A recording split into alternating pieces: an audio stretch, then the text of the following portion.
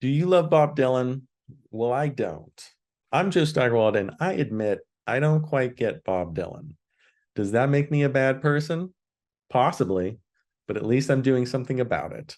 Join me and co-host Dylan Seavey as we explore the entirety of Bob Dylan's discography from 1962's self-titled to 2023's Shadow Kingdom in a possibly quixotic attempt to get me to appreciate the multitudes of one of the greatest and most beloved songwriters of popular music. What's up, everybody? Welcome back to Taste Like Music. Joe here with something exciting, completely new, never been done before. I'm starting a podcast. I think I'm the first one to do it. You may have heard of a podcast. It's when we talk about things recorded, then you listen to the show. It's all the rage. And the gist of this podcast is pretty simple.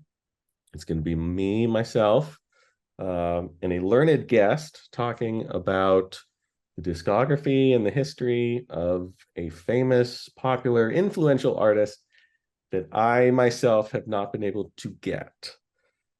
And there's many artists that, if you've ever watched Taste Like Music, this channel before, there's a bunch of them rankle more than a couple people with my takes. And I figured, why don't we start with the very top of the list of people I don't get and legendary artists. And it's a perfect Venn diagram of Bob Dylan. My takes have upset many people. So I figure, take me back to school. Take me to school on Bob Dylan. Let me learn all the great thing that is Dylan. And joining me on this journey, our good friend Dylan Seavey, Dylan fanatic. He's a studio musician, drummer for an excellent rock band, the Minx. And he's he's the guy. His name, Dylan, first off, can't get better than that. And he's an actual like musician with street cred, and that's something I don't have. So I figured he's the guy. Take me on a Dylan experience. Why don't you tell me a little bit more about yourself, Dylan, for the people, for the audience?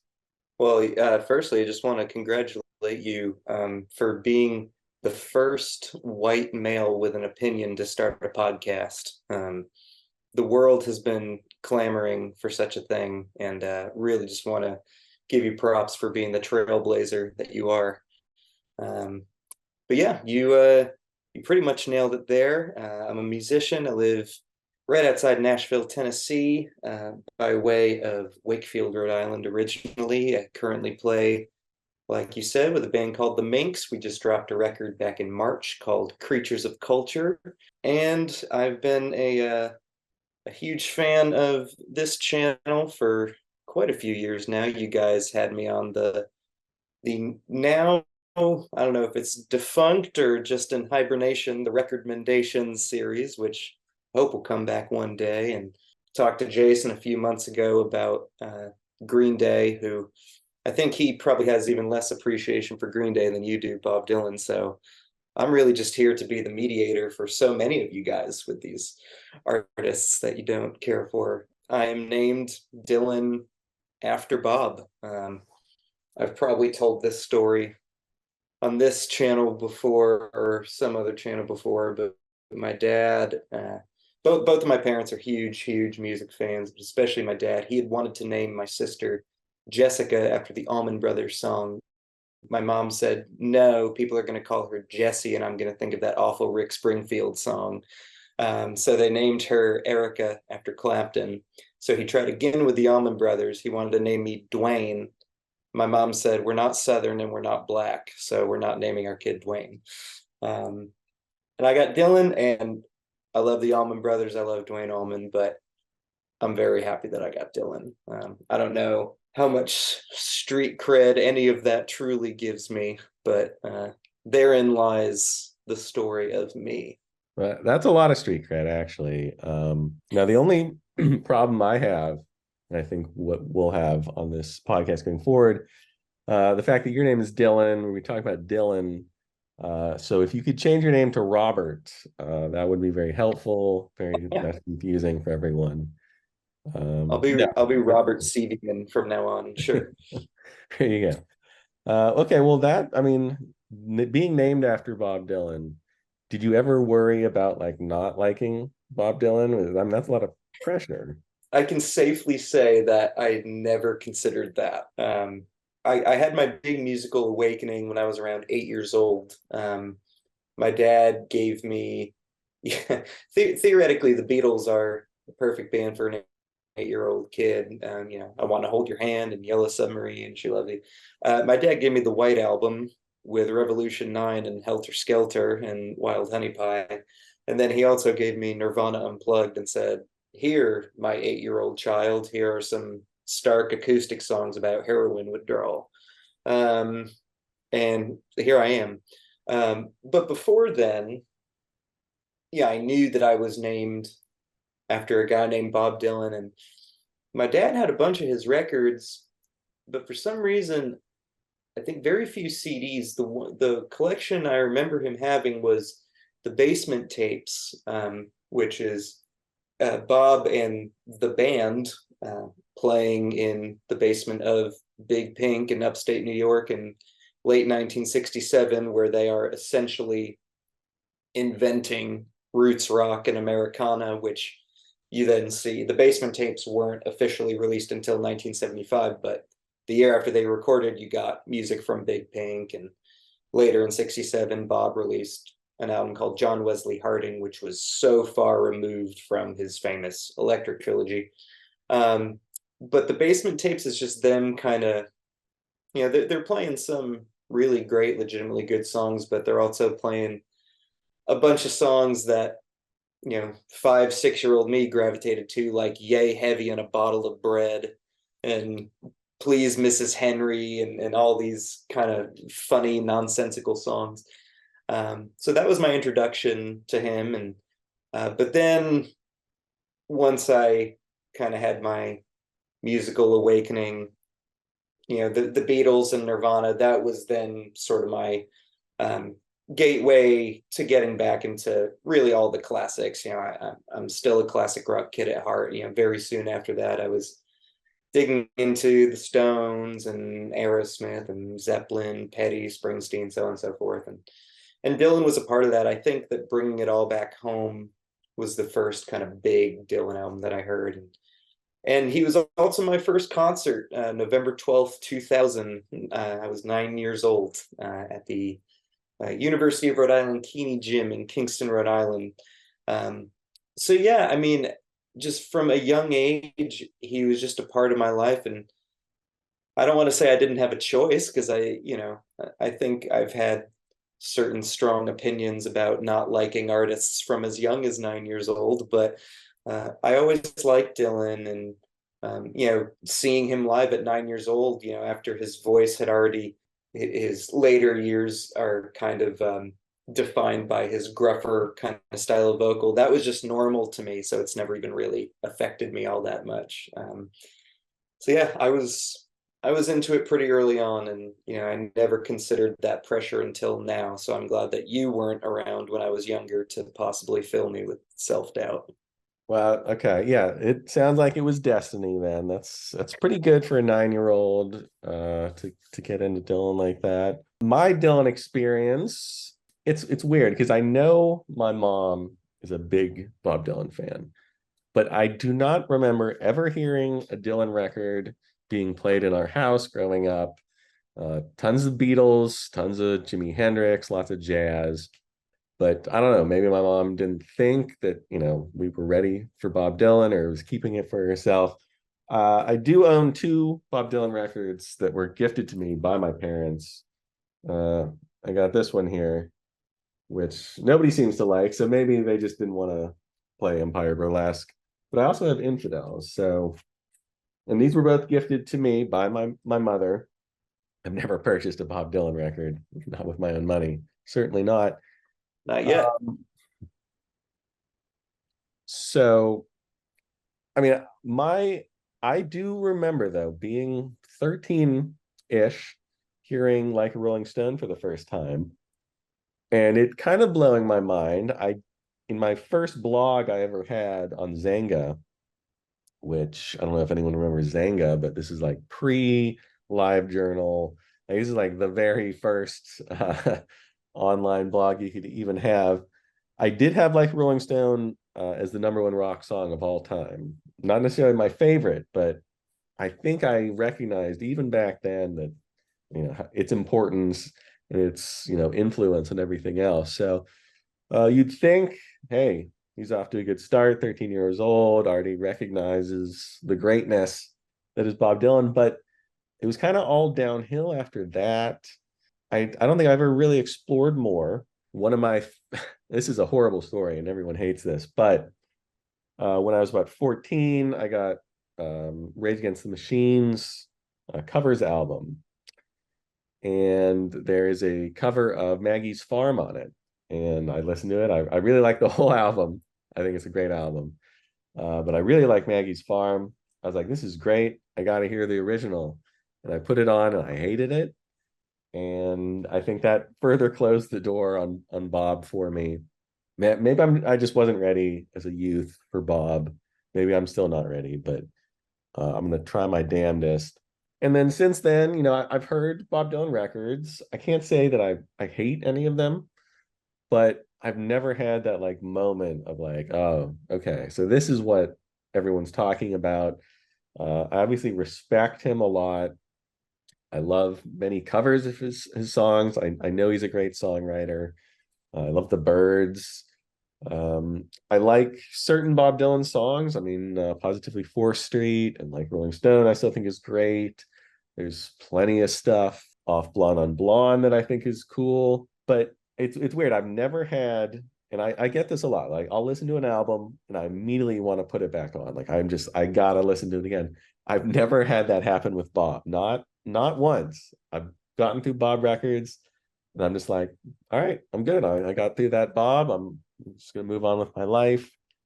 And I guess I just need that moment of like revelation about an album to really just fall in love. So maybe it'll happen on this journey. We'll find out together, because we will be going through his whole discography from his self-titled 1962 all the way to Shadow Kingdom. Not going to worry about ratings or ranking them or anything. It's a journey of discovery, not of criticism and angering people with takes. So it'll be a little different than what you're used to here on Taste Like Music, but I'm very excited to get started. Anything else to add before we sort of jump into the Bob Dylan game here? Yeah, well, I'm glad that you kind of said all that, because you said a lot of what you just said on the channel before, but it's very easy, I think, sometimes to want to attach people's takes to just their being and their personality. Like, oh yeah, Joe's the guy that hates Bob Dylan, and Jason's the guy that hates this, and Cram is the guy that hates this.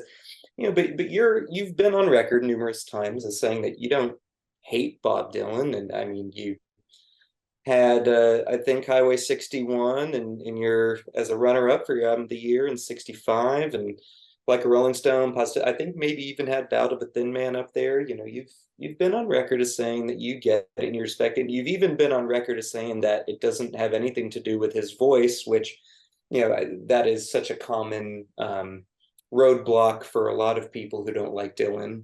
And we all have singers that we don't like, but I know that's not the case for you with him. For me personally, I just don't think that there's a singular artist, not thinking of bands, but just singular artist with as much to offer as Bob does. He's got 40 studio albums, close to a dozen live albums, 17 editions of the bootleg series with deluxe editions and so much other stuff. And personally, I do think he's the greatest songwriter of all time from a lyrical perspective. I think when you consider every type of songwriting, be it love songs, these kind of stream of consciousness songs, storytelling, he's tackled all of it. He's done it all better than anyone. I think he has the most interesting career of all time, which whether we'll see how much you like it or not, but I think you'll definitely recognize all the twists and turns that it takes.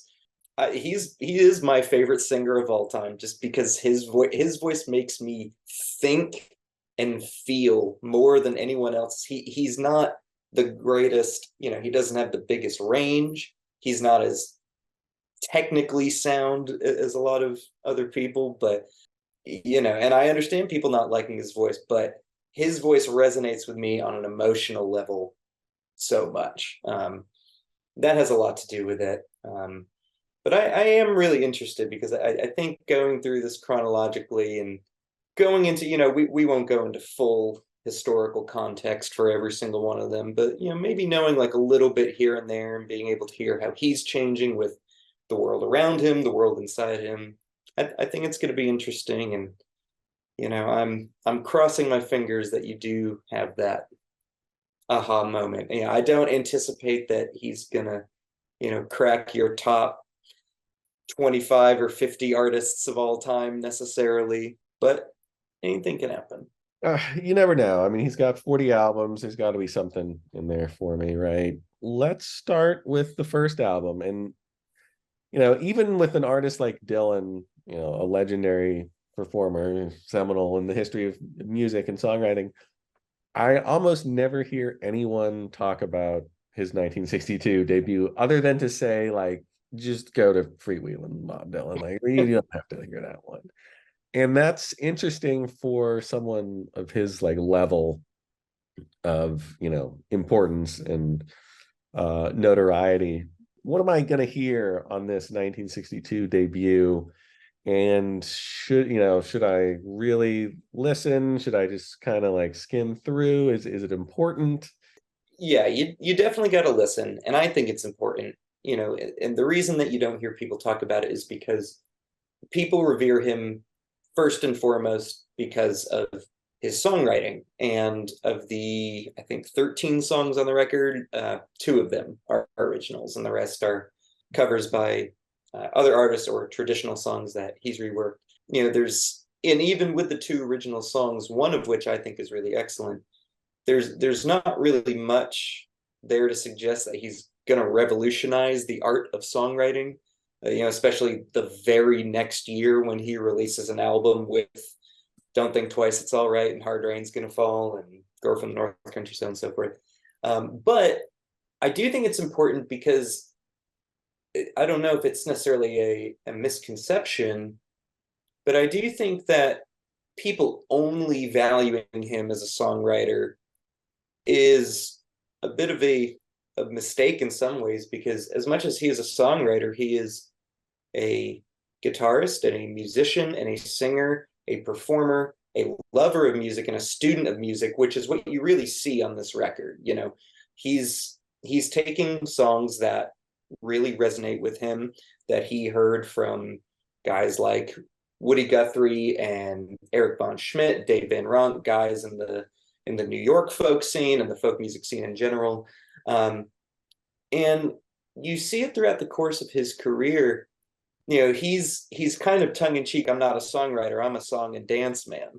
But like, he truly, people were very confused in 2009 when he made a Christmas album, but it makes so much sense to me because he's shown time and time again that he is a student of music, and Christmas songs are as embedded in the culture as anything else.